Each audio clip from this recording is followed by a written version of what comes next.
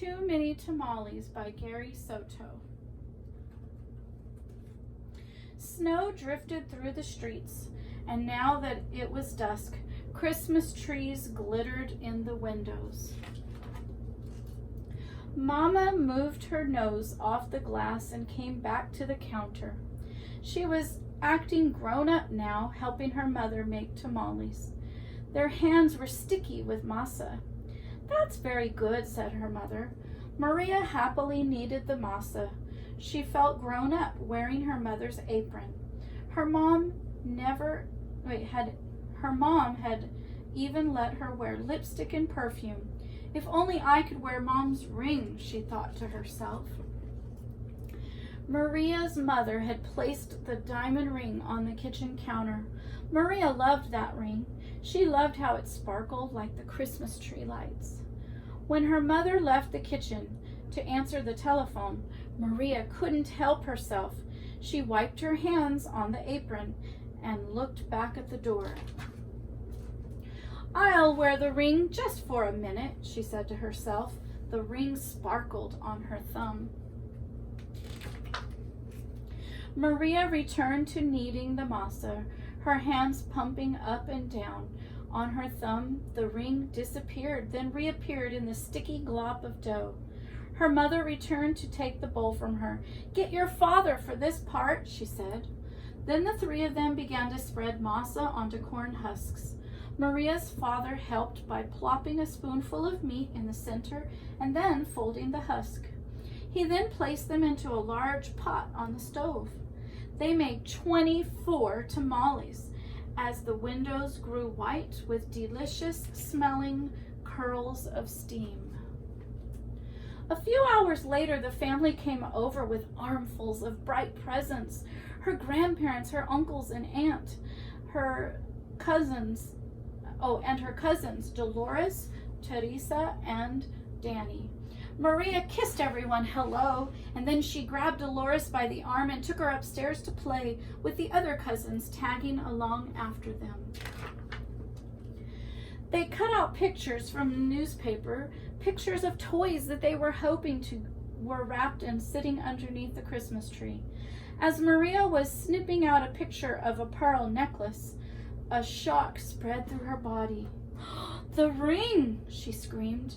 Everyone stared at her. "What ring?" Dolores asked. Without answering, Maria ran to the kitchen.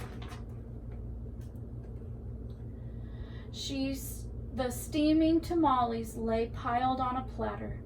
"The ring is inside one of the tamales," she thought to herself.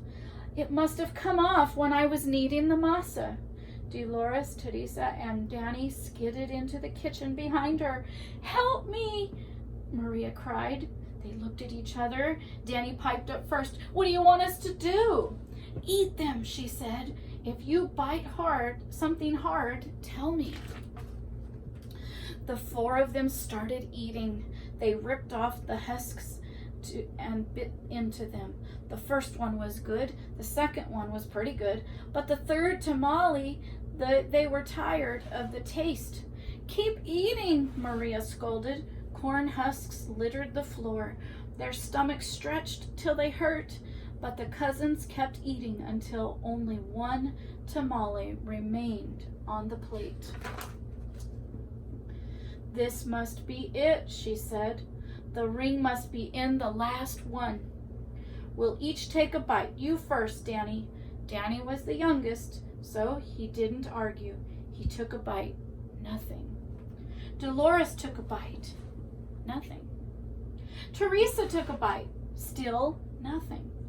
It was Maria's turn. She took a deep breath and slowly, gently bit into the last mouthful of tamale.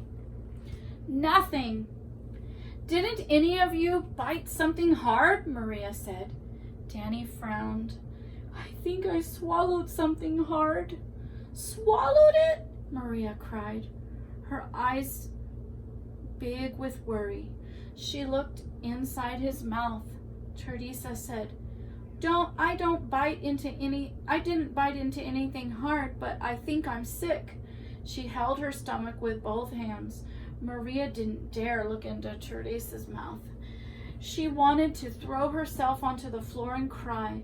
The ring was now in her cousin's throat, or worse, his belly. How in the world could she tell her mother? But I have to, she thought. She could feel tears pressing to get out as she walked into the living room where the grown-ups were talking. They chattered loudly that Maria didn't know how to interrupt, so loudly that she didn't know how to interrupt. Finally, she tugged on her mother's sleeve. "What's the matter?" her mother asked. She took Maria's hand. "I did something wrong," Maria sobbed. "What?" her mother said. Maria thought about the beautiful ring that was now sitting inside Danny's belly and got ready to confess. And then she gasped. The ring was on her mother's finger, bright as ever. "The ring!" Maria nearly screamed. Maria's mother scraped off a flake of dried masa. "You were playing with it," she said. She said, smiling gently. "I wanted to wear it," Maria said, looking down at the rug. Then she told them all about how they had eaten the tamales. Her mother moved the ring a little on her finger, and it winked a silvery light. Maria looked up, and Aunt Rosa winked at her too. "Well, it looks like we have to cook up another batch of tamales," Rosa said cheerfully. Maria held her full stomach as everyone filed into the kitchen, joking and laughing. At first, she still felt like crying as she kneaded the great bowl of masa next to her Aunt Rosa.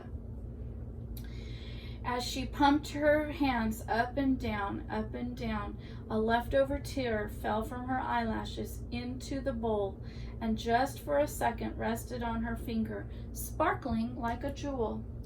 Then Rosa nudged her with her elbow and said, "Hey, Nina, it's not so bad. Everyone knows the second batch of tamales tastes better than the first, right?"